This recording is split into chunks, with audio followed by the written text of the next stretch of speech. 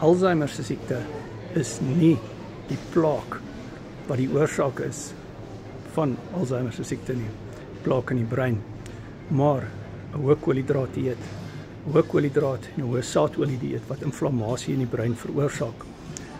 So, jy kry te veel glikose in die brein, maar is nie toeganklik tot die brein nie, en jy kry 'n energiekrisis.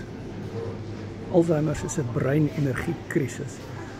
So, as jy jou energie in die brein kan herstel met die karnivore dieet, deur ketose in te gaan, jou brein is baie lief vir ketone, en ketone help om die brein 'n stabiele energiebron te gee, kan dit beter maak.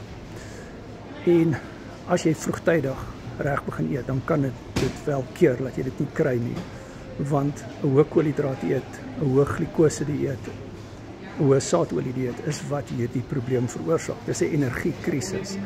En ja, daar is plaak in die brein, maar dis nie plaak wat die probleem is. Dit is die hoë koolhidrate, die hoë saadolie wat die inflammasie veroorsaak het. Ons doen die Alzheimer bootcamp môreoggend 10:00. Ons het dit Sondag ook aangebied. Jy kry die notas in Afrikaans.